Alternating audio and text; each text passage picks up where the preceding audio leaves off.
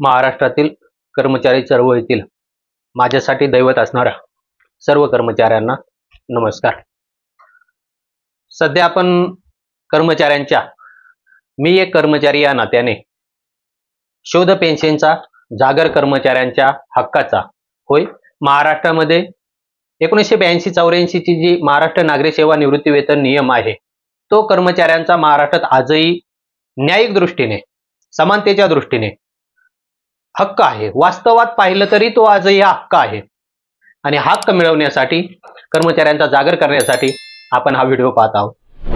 आज आपल्या समोर विषय घेऊन आलेला आहे, तो विषय खूप महत्त्वाचा आहे। टॅगलाईन आपण पाहिली असेल की कोर्टाच्या निर्णयावर बोलू काही, आणि कोणत्या शिक्षकांनी जुनी पेन्शनसाठी प्रस्ताव द्यायचे याविषयी मागील महिन्यामध्ये मुंबई उच्च न्यायालयामध्ये माननीय न्यायमूर्तींनी एक निर्णय दिलाय आणि त्या आधारे महाराष्ट्रामध्ये सध्या जी काही परिस्थिती चालू आहे त्या परिस्थिती अंतर्गत मागील 15 दिवसात अनेक कर्मचाऱ्यांचे मला फोन आले। त्या फोनवरती बोलत असताना कर्मचाऱ्याला वैयक्तिक दृष्ट्या मार्गदर्शन करण्यापेक्षा प्रत्यक्ष या सर्व विषयावरती आपलं मत व्यक्त करावं या उद्देशाने आज आपल्यासमोर आलेलो आहे। मित्रांनो, खरंच आजच्या निर्णयानंतरही देखील आणि या निर्णयाच्या पार्श्वभूमीवर या सोबत असलेल्या पूर्वीच्या जवळजवळ 11-12 वर्षापासूनच्या याचिका आणि या सर्व बाबतीतल्या झालेल्या सुनावण्या, या सगळ्यांचा बाबी जरी बघितल्या तरी या सर्व कर्मचाऱ्यांना जुनी पेन्शन मिळणं हा न्यायिक हक्क बनतोय हे स्पष्ट होतंय। परंतु काही तांत्रिक कारणास्तव झालेल्या चुका म्हणा किंवा समोर मांडता न आलेल्या वकिलामार्फतच्या वास्तवता म्हणा, या सर्व बाबीतून हा विषय सध्या सर्वोच्च न्यायालयामध्ये पेंडिंग आहे आणि हे राज्यातील जवळजवळ 27-28 हजार कर्मचारी आपल्या जुन्या पेन्शनच्या हक्कापासून आजही लांब आहेत। लांब यासाठी म्हणतोय कारण कितीही महाराष्ट्र शासनाने हा विषय पुढे नेला तरी महाराष्ट्र शासनाला एक दिवस या कर्मचाऱ्यांबाबतीत न्याय करावाच लागणार आहे आणि तो न्याय माझ्यासारख्याला केवळ आणि केवळ दिसतो तो महाराष्ट्र नागरी सेवा निवृत्ती वेतन नियम 1982 आणि 84। मित्रांनो, आपल्या सर्वांना माहिती आहे सध्या 1 नोव्हेंबर 5 नंतरच्या कर्मचाऱ्यांच्या बाबतीत 3-3, 4-4 योजना विकल्प स्वरूपात समोर आहेत। परंतु माझ्यासारख्याचं स्पष्ट मत येतं की कितीही विकल्प समोर आणले तरी महाराष्ट्र शासनाला शेवटी कर्मचाऱ्यांना द्यावा लागेल तो केवळ 1982च्या निवृत्ती वेतन नियमाचाच विकल्प। यामागे अनेक बाबी आहेत, त्या बाबी आपण हळूहळू उलगडत आहोत। त्या उलगडत असताना आज रोजीपर्यंत जुन्या पेन्शनच्या स्वरूपाने आपण जे काही महाराष्ट्रामध्ये मिळालंय हे सर्व महाराष्ट्र सरकारने दिलंय, ते केवळ केंद्र सरकारने दिलं म्हणून। मग ते 31 मार्च 2023चा कुटुंब निवृत्ती वेतनचा GR असेल, 1 नोव्हेंबर 5 पूर्वीच्या जाहिरातीवाल्यांचा नियम असेल, किंवा 10% 14% अंशदान करण्याचा NPS मधला नियम असेल, किंवा आणखी बाबी असतील। या सर्व बाबी ज्या दिल्या, जे केंद्र सरकारने आपल्या कर्मचाऱ्यांना पूर्वीच दिलं, ते महाराष्ट्र सरकारने जवळजवळ कुटुंब निवृत्ती वेतन सारख्या बाबीमध्ये 13-14 वर्ष उशिराने आपल्या कर्मचाऱ्यांना नाही दिला। आता खरी वेळ आली आहे महाराष्ट्रातल्या खऱ्या लढ्याची, जुनी पेन्शनसाठीच्या संघर्षाची। कारण आता महाराष्ट्र शासनाला, आपण ह्या उदाहरणात पाहणारे कर्मचारी असतील किंवा आज रोजीपर्यंत मी वारंवार ज्या पद्धतीने सांगतोय की महाराष्ट्र शासनाला आज रोजीपर्यंत नियुक्त होणाऱ्या प्रत्येक संवर्गातील कर्मचाऱ्याला, प्रत्येक डिपार्टमेंट अंतर्गत कर्मचाऱ्याला जुनीच पेन्शन द्यावी लागेल। ती कशी काय आपण आता उदाहरणादाखल प्रत्येक विभागाचं पाहत आहोत। पण हा जो विषय कोर्टाचा मध्ये चालाय त्या आधारे आज आपल्याला पाहायचंय की या कर्मचाऱ्यांच्या बाबतीत कोर्टाने काय निर्णय दिलाय आणि भविष्यात अवघ्या 2-3 दिवसामध्ये याच कर्मचाऱ्यांबाबत कोर्टाने यापूर्वी दिलेला निर्णय आणि ते प्रकरण जे सर्वोच्च न्यायालयात आहे, या दरम्यान या कर्मचाऱ्यावर कसा अन्याय होतोय आणि महाराष्ट्र शासन या अन्यायाकडे कोणत्या नजरेने पाहत आहे आणि या कर्मचाऱ्यांचा जुनी पेन्शनचा हक्क कसा बनतो हे देखील आपण उदाहरणादाखल पाहणार आहोत। एक मात्र नक्की सांगतो, महाराष्ट्र शासनाला यापुढे स्वतःच्या कर्मचाऱ्यांबाबतीत जुनी पेन्शनचे निर्णय अनेक घ्यावे लागणार आहेत। महाराष्ट्र शासनाला आता केंद्र सरकारच्या माग लागून किंवा त्या धर्तीवर पुढे जाऊन जमणार नाही। महाराष्ट्र शासनाला स्वतःच्या निर्णयाबाबत आता स्वावलंबी पद्धतीने निर्णय घेऊन आपल्या कर्मचाऱ्यांना जुनी पेन्शन द्यावी लागेल। त्यातीलच हे कर्मचारी म्हणजे 1 नोव्हेंबर 2005 पूर्वी अंशतः अनुदानित पदावरती तुकडी मान्यतेवरती कार्यरत असणारे आणि ज्यांना संस्थेला असेल किंवा शाळेला असेल अनुदान हे 2005 म्हणजे 1 नोव्हेंबर 2005 नंतर पूर्ण मिळालेलं आहे, अशा कर्मचाऱ्यांबाबतीत सध्या विषय गंभीर आहे। कारण यातील अनेक कर्मचारी सेवानिवृत्त झालेले आहेत। सेवानिवृत्त होत असताना त्यांच्या बाबतीत अनेक बाबी झालेल्या आहेत, ते आपण पुढील व्हिडिओमध्ये पाहणार आहोत। आजच्या व्हिडिओमध्ये फक्त या कर्मचाऱ्यांच्या बाबतीत 27 फेब्रुवारी 2025 रोजी जो मुंबई उच्च न्यायालयाने निर्णय दिलाय आणि जो 12 मार्च 2025 रोजी मुंबई उच्च न्यायालयाच्या वेबसाईटवरती अपलोड झालाय, या निर्णयाच्या नंतर जी काही परिस्थिती निर्माण झाली की शिक्षक संवर्ग आणि शिक्षकेतर संवर्गाने कोणी आपला प्रस्ताव माननीय डेप्युटी डायरेक्टर किंवा आपल्या शिक्षणाधिकाऱ्यांकडे द्यायचा आहे, याविषयी जी काही संभ्रमावस्था झाली आणि जे काही सध्या मेसेजेस व्हायरल होत आहेत, याविषयी वास्तव बाबी आज आपण पाहणार आहोत। तर आपल्याला सर्वांना माहिती आहे की 1 नोव्हेंबर 2005 रोजी महाराष्ट्र शासनाने आपल्या कर्मचाऱ्यांना जुनी पेन्शन रद्द करून DCPS नावाची योजना लागू केली आणि त्यानंतर शालेय शिक्षण विभागाने आपल्या कर्मचाऱ्यांसाठीची आवश्यक असलेली कार्यवाही करण्याची मुख्य कार्यपद्धती जी की खाजगी अनुदानित कर्मचाऱ्यांसाठी होती ती 29 नोव्हेंबर 2010 रोजी निर्गमित केली। परंतु वास्तवात जर पाहिलं तर 29 नोव्हेंबर 2010 ला जरी शालेय शिक्षण विभागाने कार्यपद्धती काढली असेल, 7 जुलै 2007 ला जरी वित्त विभागाने कार्यपद्धती काढली असेल आणि 31 ऑक्टोबर 2005 रोजी जरी DCPS योजना महाराष्ट्र शासनाने लागू करण्याचा निर्णय घेतला असेल, तर या 5 वर्षाच्या दरम्यान महाराष्ट्रात कोणत्याही कर्मचाऱ्यांच्या DCPS खाते सुरू झाले नव्हते। मग 29 नोव्हेंबर 2010 चा शासन निर्णय आल्यानंतर या कर्मचाऱ्यांचे DCPS नावाचे खाते सुरू झाले का? तर नाही। या कर्मचाऱ्यांचे खाते सुरू होण्याची प्रक्रिया साधारण 12-13 नंतर कुठेतरी सुरू झाली। त्या दरम्यान महाराष्ट्रामध्ये ह्या प्रकरणामध्ये अडकलेले जे अनुदान टप्प्याचे कर्मचारी आहेत, या कर्मचाऱ्यांचं 100% अनुदान हे साधारण 1 नोव्हेंबर 2005 ते 29 नोव्हेंबर 2010 किंवा 11 पर्यंत 100% अनुदानावर ह्या शाळा आल्या होत्या। असे हे राज्यातील 28,000च्या आसपासचे कर्मचारी ना DCPS योजना लागू ना जुनी पेन्शन योजना अशा बाबतीत समोर जात होते। यातील अनेक कर्मचारी त्या कालावधीमध्ये मयत देखील झाले। दुर्दैवाची बाब म्हणजे यातील अनेक कर्मचारी सेवानिवृत्त देखील झालेले आहेत। मग अशा कर्मचाऱ्यांच्या बाबतीत जिल्ह्यामध्ये परिस्थिती अशी निर्माण झाली 2011-12 मध्ये की या कर्मचाऱ्यांचं जर खातं ओपन झालं नाही DCPSचं, तर या कर्मचाऱ्यांचे पगार रोखले जातील। आता मुळात जेव्हापासून हे नियुक्त झाले होते त्या तारखेपासून या कर्मचाऱ्यांचे काही ठिकाणी म्हणण्यापेक्षा बहुतांश ठिकाणी GPF सारखे अकाउंट देखील ओपन झाले होते। मग अशी परिस्थिती गोंधळाची असल्यामुळे या कर्मचाऱ्यांनी खाते न उघडणे, GPF अकाउंट बंद न करू देणे या बाबीला धरून किंवा जे कर्मचारी सेवानिवृत्त झालेत अशांनी स्वतःला कोणती पेन्शन योजना लागू आहे या सर्व बाबीविषयी राज्यामध्ये वेगवेगळ्या न्यायालयात वेगवेगळ्या याचिका 2012-13 मध्ये दाखल झाल्या। यामधीलच महत्वाच्या ज्या याचिका समोर आलेल्या आहेत, नंतर ह्या याचिका बंच झाले तो विषय आपण पाहणार आहोत। महत्वाच्या याचिका 2345/2013, 2346/2013 आणि या बरोबरच्या इतर याचिका ह्या मुंबई हायकोर्टामध्ये दाखल झाल्या होत्या। यासोबतच होमराज हंसराज भिसेन ही याचिका नागपूर उच्च न्यायालयात तर औरंगाबाद उच्च न्यायालयामध्ये, ज्याला सध्या छत्रपती संभाजीनगर म्हटलं जातं, या छत्रपती संभाजीनगर उच्च न्यायालयामध्ये देखील अनेक याचिका दाखल झाल्या। आता ह्या याचिकांच्या सुनावण्या वेगवेगळ्या पातळीवर ज्या त्या न्यायालयात सुरू होत्या। याच कालावधीमध्ये नागपूर खंडपीठामध्ये सुरू असलेली होमराज हंसराज भिसे ही जी याचिका आहे, या याचिकेमध्ये निर्णय देताना कोर्टाने म्हणजे नागपूर उच्च न्यायालयाने माननीय मूर्तींनी सरळ निर्णय असा दिला की ऍडेड या शब्दाच्या व्याख्येवर जास्त भर देण्यापेक्षा न्यायालयाचं सरळ मत हे आलं, जर अनुदानित संस्थेवर कार्यरत असलेल्या कर्मचाऱ्यांना अनुदान म्हणून वेतन देण्याचा, मग ते 20%, 40%, 60% असो नाही तर 80% असो, कोणत्याही याच्यावर जर वेतन हा विषय जर शासन देत असेल तर या कर्मचाऱ्याला निवृत्ती वेतन देण्याचा सुद्धा जबाबदारी शासनावर होती। या एकाच मुद्द्याला धरून त्या याचिकेमध्ये नागपूर उच्च न्यायालयाने निर्णय दिला आणि हंसराज होमराज हंसराज बिसेन या याचिकाकर्त्या आणि त्यातील याचिकाकर्त्यांना जुनी पेन्शनचे लाभ दिले.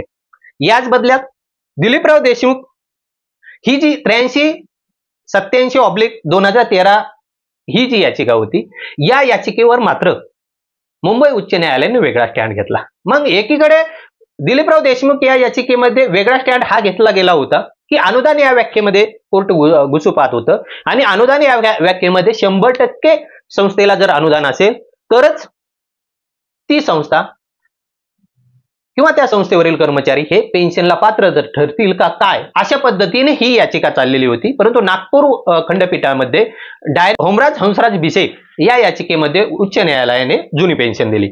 मग अशा वेळेस या इतर राज्यातील जवळजवळ 131 याचिका सुरू होत्या. मग आता दोन उच्च न्यायालयांनी आपल्या बाबतीतच एकाच विषयाला असलेल्या बाबीविषयी दोन निर्णय स्वतंत्र घ्यायची परिस्थिती समोर आल्यानंतर राज्यातील सर्व याचिका बंच करण्यात आल्या आणि ह्या याचिका साधारण 2016च्या आसपास बंच झाल्या. त्या याचिका बंच होत 2345/2014 ही याचिका मात्र यासोबत बंच झाली नाही. आणि मग आपल्या सर्वांना हा इतिहास माहिती आहे की जेव्हा दिलीपराव देशमुख यांच्या 83-87/2014 या याचिकेसोबत राज्यातील जवळजवळ 131 याचिका बंच होऊन या सर्व याचिकेच्या बाबतीत आता बिसे या याचिकेमध्ये नागपूर कोर्टाने आणि दिलीपराव देशमुख या याचिकेच्या बाबतीत मुंबई उच्च न्यायालयात चालू असलेल्या सुनावणी बाबतीत न्यायाधीशांचं असं मत आलं की जर नागपूर उच्च न्यायालयाने एक निर्णय दिला असेल आणि मुंबई उच्च न्यायालयामध्ये त्याच विषयावर संदर्भित दुसऱ्या ज्या याचिका चालू आहेत त्यांच्या बाबतीत वेगळ्या पद्धतीने सुनावणी सुरू झाली असेल तर आता नागपूर उच्च न्यायालयाचा निर्णय त्या समपातळीवर असलेल्या मुंबई उच्च न्यायालय रद्द करू शकत नाही किंवा त्यावर स्वतःचा आर्ग्युमेंट देऊ शकत नाही. मग याविषयी सविस्तर आणि विस्तृत अशा जर चर्चा होणं अपेक्षित आहे, एक निकाल येणं अपेक्षित आहे, तर यासाठी फुल बेंचची आवश्यकता आहे. म्हणून मुंबई उच्च न्यायालयाने 3 न्यायमूर्तींची एक फुल बेंच अरेंज केलं आणि ते फुल बेंच अरेंज करताना साधारण 2018 मध्ये 1 सप्टेंबर 2018चा तो निर्णय होता. त्यामध्ये फुल बेंचची अरेंज करत असताना 3 मुद्दे त्या कोर्टासमोर दिले. त्या 3 मुद्दे आणि त्या 3 मुद्द्याला अनुसरून ज्या काही आर्ग्युमेंट 30 एप्रिल 2019 मध्ये झालंय या निर्णयाविषयी मी सविस्तर पुढचा व्हिडिओ बनवणार आहे. आपल्याला तो विषय या ठिकाणी चर्चेला घ्यायचा नाही. परंतु त्या 3 मुद्द्याला धरून फुल बेंचने जो काही निर्णय दिला त्या निर्णयानुसार 30 एप्रिल 2019 रोजी दिलीपराव देशमुख आणि त्यांच्यासोबतच्या बंच झालेल्या सर्व याचिकांच्या बाबतीत मुंबई उच्च न्यायालयाच्या समोर या फुलबेंचच्या समोर असलेल्या 3 मुद्द्याला धरून फुलबेंचने निर्णय दिला आणि त्यानुसार 1 नोव्हेंबर 2005 पूर्वी ज्या संस्थेला 100% अनुदान शासनाचं मिळालेलं आहे अशा संस्थांना अनुदानित संस्था ठरवण्यात आलं. दुसरा मुद्दा म्हणजे 1 नोव्हेंबर 2005 नंतर ज्या संस्थांना 100% अनुदान आलेलं आहे अशा शाळा आणि संस्थावरील कर्मचाऱ्यांना DCPS नावाची योजना लागू केली. आणि तिसरा जो मुद्दा त्यांच्या समोर होता की 29 नोव्हेंबर 2010 ला जर कार्यपद्धती GR आलाय तर या दरम्यानच्या कर्मचाऱ्यांना जुनी पेन्शन योजना लागू करायची का, तर यावर देखील त्यावेळेच्या फुल बेंचने असा निर्णय दिला की 29 नोव्हेंबर 2010 जरी कार्यपद्धती GR शालेय शिक्षण विभागाने काढला असेल तरी महाराष्ट्र शासनाने या कर्मचाऱ्यांना 31 ऑक्टोबर 2005 रोजीच DCPS नावाची योजना लागू केलेली आहे. कार्यपद्धती GR उशिरा आला तरी त्याने विशेष फरक पडत नाही, या कर्मचाऱ्यांना देखील DCPS योजना लागू करावी अशा पद्धतीचा निर्णय दिला. आणि या सर्वांविषयी जर आणखी काही फुल बेंचच्या निर्णयाविषयी काही करायचं असेल तर कर्मचारी आपला न्याय मागू शकतात आणि मग तो न्याय मागण्याचं एकच केंद्र समोर होतं आणि ते जागा म्हणजे आपल्या सर्वोच्च न्यायालय. आज रोजी 2020 पासून आतापर्यंत या याचिका त्या ठिकाणी पेंडिंग आहेत. अंतिम सुनावणीसाठी याचिका आहे. महाराष्ट्र शासन ॲफिडेव्हिट दाखल करत नाहीये. 7 महिने झाले याची सुनावणी लांबलेली आहे. या सर्व बाबी आणि त्या अंतर्गत घडलेल्या न्यायिक बाबी, न्यायिक होणाऱ्या बाबी याविषयी पुढील व्हिडिओत पाहू. आता ही जी पार्श्वभूमी असलेल्या बाबी होत्या, या पार्श्वभूमी असलेल्या बाबी मधलीच एक याचिका 2345/2014 ही याचिका मात्र त्यावेळेच्या दिलीपराव देशमुख प्रकरणासोबत बंच झालेली नव्हती. मग ती बंच न झालेली याचिका आज रोजीपर्यंत म्हणजे मागील 27 फेब्रुवारी 2025 पर्यंत देखील सुरू आहे. दिलीपराव देशमुख या बाबतीतला निर्णय 30 एप्रिल 2019 रोजी आला आणि सर्व याचिका खारिज करून ते प्रकरण सध्या सर्वोच्च न्यायालयात आहे.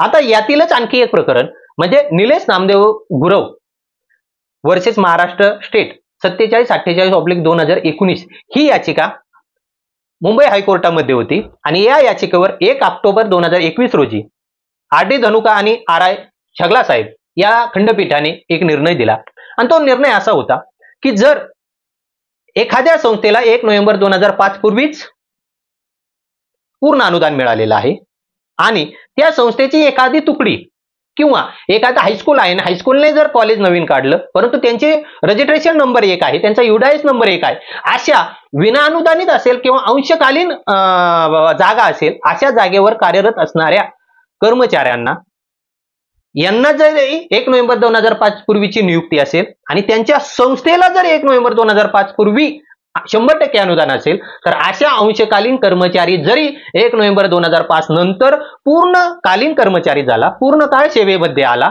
100% अनुदानावर त्याची तुकडी आली किंवा ते कॉलेज आलं तर अशा कर्मचाऱ्याला जुनी पेन्शन देण्यात यावी असा निर्णय माननीय धनुका आणि छगला साहेब यांच्या खंडपीठाने दिला. हा निर्णय आला होता 1 ऑक्टोबर 2021 रोजी. परंतु या निर्णयाविरोधात स्वतः राज्य शासन स्पेशल लिव्ह पिटिशन घेऊन SLP घेऊन सर्वोच्च न्यायालयात गेलं आणि या कर्मचाऱ्याला उच्च न्यायालयाने जुनी पेन्शन दिली तरी जुनी पेन्शन देण्याचा निर्णय लागू केला नाही. आता सध्या जर सर्वोच्च न्यायालयात पाहिलं तर 2 पद्धतीच्या याचिका महाराष्ट्र शासनाच्या बाबतीतल्या पेंडिंग आहे. ती म्हणजे 30 एप्रिल 2019 रोजी दिलीपराव देशमुख या प्रकरणामध्ये मुंबई उच्च न्यायालयाच्या एका फुल बेंचने जुनी पेन्शन या कर्मचाऱ्यांना नाकारली म्हणून हे कर्मचारी सर्वोच्च न्यायालयात आहेत. दुसरीकडे अंशकालीन पदावर आणि 100% अनुदानित संस्थेवर च्या तुकडीवर असलेल्या कर्मचाऱ्याला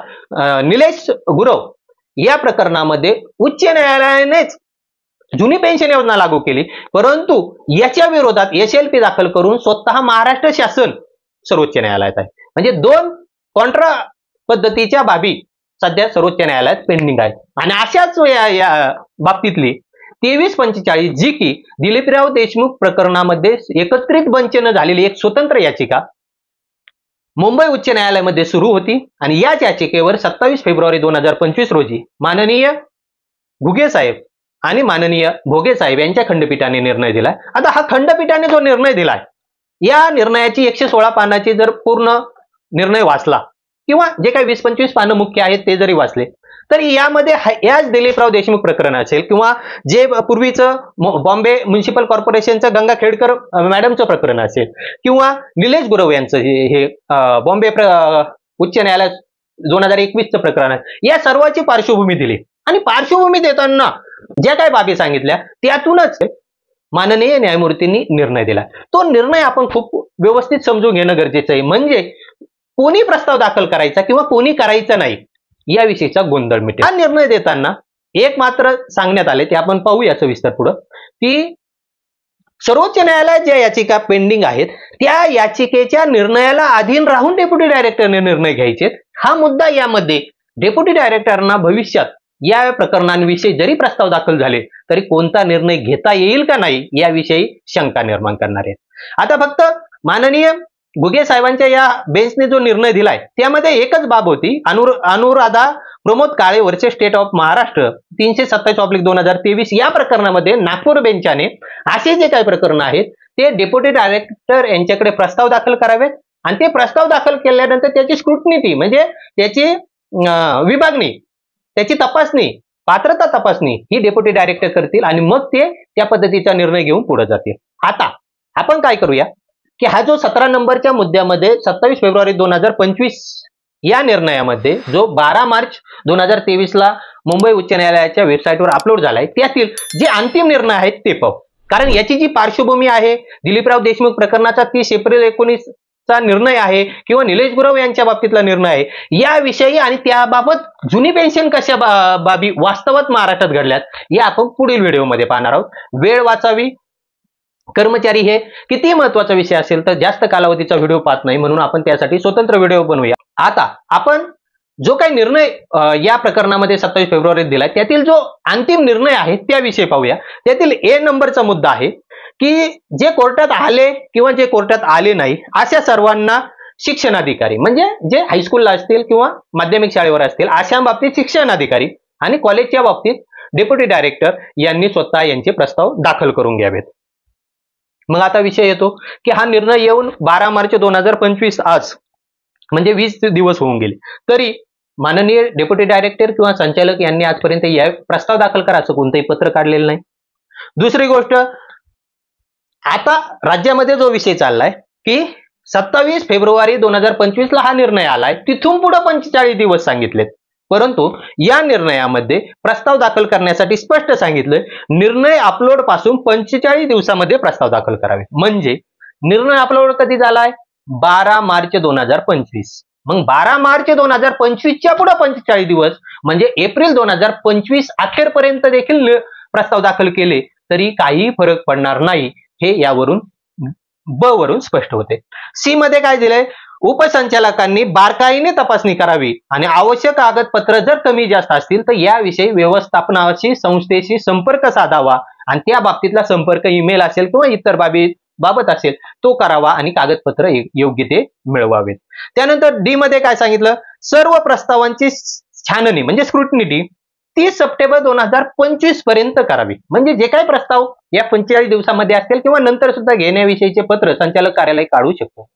असे जे प्रस्ताव आहेत त्याविषयीचा निर्णय, त्याची स्क्रुटनिटी तपासणी, कोणते नाकारायचे कोणते ठेवायचे हे 30 सप्टेंबर 2025 पर्यंत करावे. आता इतक्या लांबची तारीख दिली कोर्टाला, ते योग्य वाटली. परंतु मला जे योग्य वाटतंय, मला जे समोर दिसतंय, माझ्याकडे ज्या बाबतीतलं त्याविषयीचं इनपुट आहे 2016-17 पासून या प्रकरणामध्ये मी लक्ष ठेवून आहे. सर्वोच्च न्यायालयात चाललेल्या याचिकेवरही माझं लक्ष आहे. जी काही माझी चर्चा याचिकाकर्त्यांसोबत किंवा त्या लढ्यामध्ये असलेल्या लोकांसोबत होते त्यानुसार 30 सप्टेंबर 2025 पर्यंत कदाचित सर्वोच्च न्यायालयाचा अंतिम निकाल सुद्धा येणार आहे. हे देखील या ठिकाणी आपण लक्षात घ्यावं. त्यानंतर ई मुद्द्यामध्ये याच निर्णयामध्ये दिले उपसंचालकांनी प्रस्ताव दिलेले आहेत त्या उमेदवारांच्या बाबतीत स्वतंत्र आदेश काढावेत. प्रत्येक उमेदवाराबाबतीत स्वतंत्र आदेश काढावेत आणि हे आदेश काढताना प्राधान्य कोणाला द्यावा? तर 1 नंबर, जे आजपर्यंत सेवानिवृत्त झालेत अशांना प्रथम प्राधान्याने त्यांचे प्रस्ताव घ्यावेत. त्यांच्या बाबतीतली कार्यवाही अगोदर, प्रस्ताव कोणाचेही आले तरी जे निवृत्त झाले त्यांच्या बाबतीतली कार्यवाही अगोदर करावी. त्यानंतर 2 नंबरला कोणता गट ठेवावा? जे कर्मचारी नजीकच्या कालावधीत निवृत्त होणार आहेत अशा बाबतीतले 2 नंबर घ्यावी आणि त्यानंतर पुढं भविष्यात निवृत्त होणाऱ्या कर्मचाऱ्यांच्या बाबतीतला असा क्रम लावून त्याविषयीची स्क्रुटनिटी काढावी आणि प्रस्तावावर कार्यवाही करावी. त्यानंतर या मुद्द्यामध्ये सांगितलं होतं ज्या कर्मचाऱ्यांचे प्रकरण ओपीएस साठी नाकारले जातील अशा कर्मचाऱ्यांच्या बाबतीत ते प्रकरण का नाकारले याविषयी उपसंचालकांनी स्वतः त्यावर स्पष्ट नोट्स लिहावी, स्पष्ट नाकारण्याचं कारण लिहावं. त्यानंतर जी मध्ये सांगितलं जे कोर्टात आहेत किंवा जे आलेले नाहीत या सर्वांचे प्रस्ताव व्यवस्थापनाने एकत्रित पाठवावेत. कारण एखाद्या संस्थेचं पूर्ण अनुदान हे नंतरचं आहे. त्या संस्थेतील सर्वच कर्मचारी असू शकतात किंवा एखाद्या शाळेतील सर्व असू शकतात किंवा एखाद्या शाळेतील 1-2 किंवा एखादाच असू शकतो. अशा सगळ्यांचे प्रस्ताव एकत्रितरित्या व्यवस्थापनाने स्वतः दाखल करावेत. आणि हे काय एकत्रित दाखल करावेत? कारण कोर्टाचा वेळ वाचावा. कारण जर एखादा कर्मचारी पाठीमागे राहिला, लिटिगेशन सारख्या बाबी घडल्या तर त्या कर्मचाऱ्याची नवीन याचिका तयार होईल. यामध्ये सगळ्यांचाच वेळ जाईल. मग ते वाचवण्यासाठी व्यवस्थापनाने स्वतःहून असे प्रस्ताव दाखल करावेत. परंतु हे सर्व प्रस्ताव दाखल केले तरी उपसंचालकांनी एक बाब मात्र करायची, म्हणजे की निलेश गुरव बाबतीत डिव्हिजन बेंचने जो निर्णय दिलाय तो निर्णय काय होता की एखाद्या संस्था किंवा शाळा 1 नोव्हेंबर 2005 पूर्वी 100% अनुदानावर असेल आणि त्या संस्था किंवा शाळेचा एखादी तुकडी किंवा एखादी माध्यमिक उच्च माध्यमिक शाळेसोबतची कॉलेजेस असं जर एखादं युनिट असेल किंवा एखादी तुकडी असेल आणि तिला जर 100% अनुदान 1 नोव्हेंबर 2005 पूर्वी नसलं तरी संस्थेला किंवा शाळेला 100% अनुदान 1 नोव्हेंबर 5 पूर्वी आहे, म्हणून अशा अंशकालीन कर्मचाऱ्याला देखील जुनी पेन्शन द्यावी. हा जो डिव्हिजन बेंचने दिलेला निर्णय होता या विरोधात महाराष्ट्र शासनाने SLP म्हणजे स्पेशल लिव्ह पिटिशन जी दाखल केलेली आहे या बाबतीतला निर्णय सर्वोच्च न्यायालयाचा येणं अपेक्षित आहे किंवा आतापर्यंत जे काय स्टे बाबतीतल्या बाबी आलेल्या आहेत त्या आणि दिलीपराव देशमुख आणि त्यासोबत बंच झालेल्या सर्व याचिका ज्यांच्या बाबतीत 30 एप्रिल 2019 रोजी फुल बेंचने निर्णय दिलेला आहे की या कर्मचाऱ्यांना 1 नोव्हेंबर 2005 पूर्वी जर 100% संस्थेला अनुदान, शाळेला अनुदान असेल तरच त्यांना जुनी पेन्शन द्यावी, या बाबतीतल्या ह्या दोन्ही याचिका सर्वोच्च न्यायालयात पेंडिंग आहेत. मग सर्वोच्च न्यायालयामध्ये या स्पेशल लिव्ह पिटिशन असेल किंवा हे कर्मचारी 30 एप्रिल 2019च्या निर्णयाविरोधात सर्वोच्च न्यायालयात गेले, या दिलीपराव देशमुख आणि निलेश गुरव या दोन्ही प्रकरणात सर्वोच्च न्यायालयाने वेळोवेळी दिलेले निर्देश किंवा भविष्यात देण्यात येणारे निर्देश याविषयीचं पालन उपसंचालकांनी स्वतःचा निर्णय घेताना करावं. मग आता प्रस्ताव दाखल करताना शिक्षक आणि शिक्षकेतर कर्मचाऱ्यांचा जो गोंधळ आहे त्या बाबतीत माझं सविस्तर मत असं येतं. प्रस्ताव कोणी दाखल करावेत, तर अंतर्मनाने जेवढा अभ्यास आहे, जेवढं काही पाठपुरावा आजपर्यंत केलेला आहे, ज्या दृष्टीने मी या लढ्याकडे न्यायाकडे पाहतोय त्यानुसार हे एकूणचे 28,000 कर्मचारी महाराष्ट्रात आहेत, हे सर्व जुनी पेन्शनला पात्र ठरतात. परंतु कोर्टाने तसा निर्णय दिलेला नाही. महाराष्ट्र शासन स्वतःहून न्यायिक बाब असताना देखील असा निर्णय घेत नाही. मग आता प्रस्ताव दाखल कोणी करावे, तर 28,000 कर्मचाऱ्यांनी जरी प्रस्ताव दाखल केले तरी मला नाही वाटत संचालक किंवा डेप्युटी डायरेक्टर, उपसंचालक त्यावर निर्णय घेतील, कारण निर्णय घेण्यासाठी त्यांचे हात या निर्णयाने देखील बांधलेले आहेत. त्याचं कारण असं आहे की गुरव प्रकरण असेल ज्याच्यात SLP दाखल आहे किंवा दिलीपराव देशमुख प्रकरण आहे ज्याच्यात कर्मचारी सर्वोच्च न्यायालयात, या दोन्ही बाबतीत सर्वोच्च न्यायालयाने अद्याप निर्णय दिलेला नाही. आणि या 27 फेब्रुवारीच्या निर्णयामध्ये सांगितलंय की त्यामध्ये सर्वोच्च न्यायालयात जो निर्णय होतोय त्या बाबतीतले दिशानिर्देश डेप्युटी डायरेक्टरने पाळावेत. मग आता प्रस्ताव कोणी दाखल करायचे, तर आजपर्यंत अंशतः अनुदानित पदावरती 1 नोव्हेंबर 2005 पूर्वी ज्यांची नियुक्ती आहे आणि जे आज सेवानिवृत्त झालेत अशा सर्व कर्मचाऱ्यांनी प्रस्ताव द्यावेत असं मला वाटतं. दुसरी गोष्ट, जे कर्मचारी 1 नोव्हेंबर 2005 पूर्वी त्यांची नियुक्ती होती, मग ती शाळा अंशतः अनुदानितवर असू किंवा 2010 नंतर अनुदानावर आलेले असू, परंतु जे कर्मचारी यातले सेवानिवृत्त झालेत त्यांनी देखील प्रस्ताव दिले पाहिजेत. आणि तिसरी सगळ्यात महत्वाची बाब, जे कर्मचारी अशामध्ये येतात 1 नोव्हेंबर 2005 पूर्वीची नियुक्ती, अंशतः अनुदान पूर्वी होतं किंवा नंतर आलं आणि 100% अनुदान हे 1 नोव्हेंबर 2005 नंतर आलं, परंतु जे आज सेवानिवृत्त झाले, विशेष म्हणजे हे सेवानिवृत्त होत असताना यांना DCPS योजनाच लागू झालेली नाही, यांचं ना DCPSचं खातं आहे, यांची ना स्वतःची कपात झाली, यांना ना शासनाचं अंशदान मिळालं, असे देखील कर्मचारी महाराष्ट्रात यातील निवृत्त झालेले आहेत. उदाहरणं माझ्याकडे आहेत. ते ज्यांचं DCPS खातं सुरू झालं, परंतु जेव्हा 100% अनुदानवर संस्था आली तिथून पुढे ते सेवानिवृत्त झाले, त्या कालावधीमध्ये त्यांची 100% DCPS कपात झालेली नाही, म्हणजे काही वर्षाच DCPS कपात झाली, असे कर्मचारी सेवानिवृत्त झाले असतील त्यांनी प्रस्ताव द्यावे. म्हणजे DCPSचे अनियमित असलेले, ज्यांचं खातच नाही, ज्यांचं खातं होतं पण काही कालावधीसाठी कपात झाली, अशा कर्मचाऱ्यांनी आपले प्रस्ताव द्या. परंतु ते प्रस्ताव देत असताना आपली एक माहिती या बाबतीतली माझ्याकडे पाठवा. माझ्याकडे पाठवण्यासाठी माझा व्हॉट्सअप नंबर आपल्या सर्वांना माहिती आहे, नसेल तर कॉमेंट बॉक्समध्ये मी टाकतो. कॉमेंट बॉक्समध्ये आपला जो व्हॉट्सअप साठीचा ग्रुप आहे, ज्यावर हे सर्व निर्णय, न्यायालयीन निर्णय असतील, त्यावरच्या नोट्स असतील किंवा त्यावर आपले जे काही मत असेल हे आपण त्या ग्रुपला टाकतो, त्या व्हॉट्सअप ग्रुपला आपण जॉईन होऊ शकता. आणि ज्यांच्या DCPS मध्ये अनियमितता आहे अशांनी मात्र मला प्रस्ताव, जसं तुम्ही डेप्युटी डायरेक्टर देणार आहे तशीच एक PDF मला पण पाठवा, कारण शासनासोबतच्या पाठपुराव्यात मला त्याचा उपयोग होईल. आता आणखी प्रस्ताव कोणी द्यावेत, जे कर्मचारी 1 नोव्हेंबर 2005 पूर्वीची नियुक्ती आहे, त्यांचं अनुदान हे नंतर आलेलं आहे, 100% अनुदान नंतर झाले, DCPS खातं होतं नव्हतं, आज ते NPS मध्ये आहेत नाही आहेत, परंतु जे अवघ्या 1-2 वर्षामध्ये रिटायर होणार आहेत अशा कर्मचाऱ्यांनी देखील प्रस्ताव द्यावेत. मग आता जे 28,000 कर्मचारी आहेत त्यांनी सरसकट प्रस्ताव द्यावेत का, तर माझ्यासारख्याचं मत म्हणतं अशांनी सरसकट प्रस्ताव देणं म्हणजे केवळ कागदाचा खेळ होणार आहे. कारण कितीही काही केलं तरी डेप्युटी डायरेक्टर यावर डायरेक्ट निर्णय घेऊन तुम्हाला एजी साहेब जुनी पेन्शन लागू करणार नाहीत. कारण या निर्णयामध्ये एक खुटी आहे. ती खुटी म्हणजे, आणि ते असणं योग्य आहे, कारण उच्च न्यायालय हे सर्वोच्च न्यायालयात असलेल्या केस विषयी डायरेक्ट निर्णय देऊ शकत नाही. जो विषय सर्वोच्च न्यायालयात आहे तो दिलीपराव देशमुख आणि निलेश गुरव या दोन्ही याचिकेचा जो काही अंतिम निर्णय होईल त्यालाच आधार धरून डेप्युटी डायरेक्टर किंवा शासन यांना भविष्यात निर्णय घ्यावा लागणार आहे. म्हणून सरसकट प्रस्ताव देणं हा केवळ कागदाचा खेळ ठरेल. म्हणून जे निवृत्त झालेत, ज्यांच्या डीसीपीएस एनपीएस मध्ये अनियमितता असतानाही ते निवृत्त झालेत आणि जे नजीकच्या काळात निवृत्त होणार आहेत, अशांनी प्रस्ताव दिले तर डेप्युटी डायरेक्टर त्याविषयी थोडीफार कार्यवाही करून जे काही त्यांना धीम्या गतीने का होईना पुढे जावं लागणार आहे, या निर्णयाला धरून ते करता येईल. पण सरसकट प्रस्ताव दिले तर ना हे ना ते ना काही हाती लागणार नाही. तसंही काही लागण्याची यातून शाश्वती नाही. जे काही लागणार आहे ते सर्वोच्च न्यायालयाच्या अंतिम निर्णयावरच लागणार आहे. आता सर्वोच्च न्यायालयाच्या अंतिम निर्णयाबाबत काय, तर याविषयीच्या बाबी पुढील व्हिडिओमध्ये मांडतोय, सविस्तर मांडतोय. रिअल वास्तवात फॅक्ट जे आहेत, कारण माझं सर्व ज्या लेवलवरून मी पाहतोय त्यावरून मला एकच न्याय कळतो की ह्या 28,000 कर्मचाऱ्यांना जुनीच पेन्शन महाराष्ट्रात लागू करावी लागेल.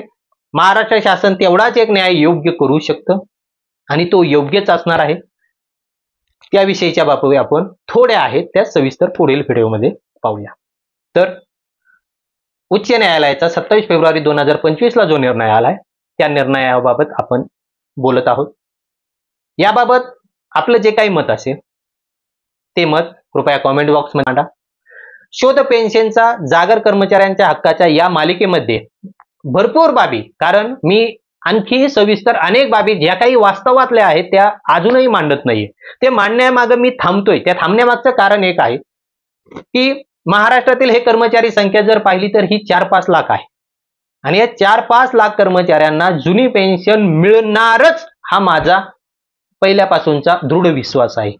त्या विश्वासामागे एक खूप मोठी पार्श्वभूमी आहे. ती पार्श्वभूमी, त्या सर्व बाबी मला जे माझ्या माइंडमध्ये आहे, जे माझ्या डोक्यामध्ये आहे, त्या बाबी मला प्रत्येक कर्मचाऱ्याच्या डोक्यामध्ये हळूहळू घालायच्या, जेणेकरून प्रत्येकाची दृष्टी क्लिअर होईल, लढा एका मार्गावर येईल आणि लढा त्या पद्धतीने पुढे जाईल. संघर्ष त्याशिवाय तीव्र होणार नाही. मग ती दृष्टी तयार करण्याचं काम मला करायचंय. त्यासाठीच हे व्हिडिओ प्रपंच सुरू केलाय. परंतु या चॅनलचे सबस्क्रायबर जर पाहिले तर अवघे 2,500-3 हजाराच्या आसपास आहे. म्हणजे हळूहळू कर्मचारी दररोज सबस्क्राईब होत आहेत, वाढत आहेत, परंतु संख्या मात्र कमी आहे. कारण माझे व्हिडिओ थोडे मोठे होत असतील, विषय त्या पद्धतीचा आहे, नाविलाज आहे. माझे व्हिडिओ पाहत असताना कृपया निवांत पहा. त्याशिवाय विषय सुद्धा समजणार नाही. परंतु जेव्हा हे सबस्क्रायबर वाढतील तेव्हा मला ज्या व्यापकतेने हा विषय मांडायचा आहे, सबस्क्राईब वाढवण्यामागची माझी एवढीच अपेक्षा आहे की एकदा की मी मालिका सुरू केली तर त्यातली कोणताही मधला एखादा व्हिडिओ जर पाहण्यात आला नाही तर कर्मचाऱ्याची ती लिंक लागू शकत नाही. म्हणून एकदा सबस्क्रायबर झाला की जेणेकरून आपल्याला काय करता येईल, एका व्हिडिओ नंतर दुसरा व्हिडिओ, म्हणजे आदल्या व्हिडिओच्या लिंकला धरून पुढचा व्हिडिओ, पुढच्या व्हिडिओच्या लिंकला धरून पुढचा व्हिडिओ, हे विषय आपल्याला समजण्यासाठी सोपं होईल. म्हणून आपणास कळकळीचे हात जोडून विनंती आहे, कृपया चॅनलला सबस्क्राईब करा. आपलं कोणतंही मत असूया ते व्हिडिओच्या कॉमेंट बॉक्समध्ये टाका. आणि आपण जर व्हिडिओ पाहत असाल, काहीतरी थोडीफार व्हॅल्यू, थोडंफार ज्ञान, नवीन बाबी आपणास माहिती होत असतील तर कृपया व्हिडिओला लाईक करत चला. कारण लाईक केल्याने बाकी काही नाही, परंतु किती लोकांना आपण मांडतोय हे योग्य वाटतंय, त्यातून किती जणांना फायदा होतोय हे लाईकच्या स्वरूपातून लक्षात येतं. म्हणून व्हिडिओला लाईक करत चला, कॉमेंट करत चला. कोणताही प्रश्न असू द्या कॉमेंट बॉक्समध्ये टाका. आणि आता या मध्ये जसं सांगितलं की ज्यांच्या डीसीपीएस मध्ये अनियमितता राहून ते निवृत्त झालेले आहेत, अशा कर्मचाऱ्यांनी मला त्यांची माहिती वैयक्तिक पाठवा. एवढं बोलतो आज. आपल्या सर्वांना पुनश्च विनंती, आवडत असेल तर सबस्क्राईब करा. थँक्यू, धन्यवाद. थांबूया. जय हिंद.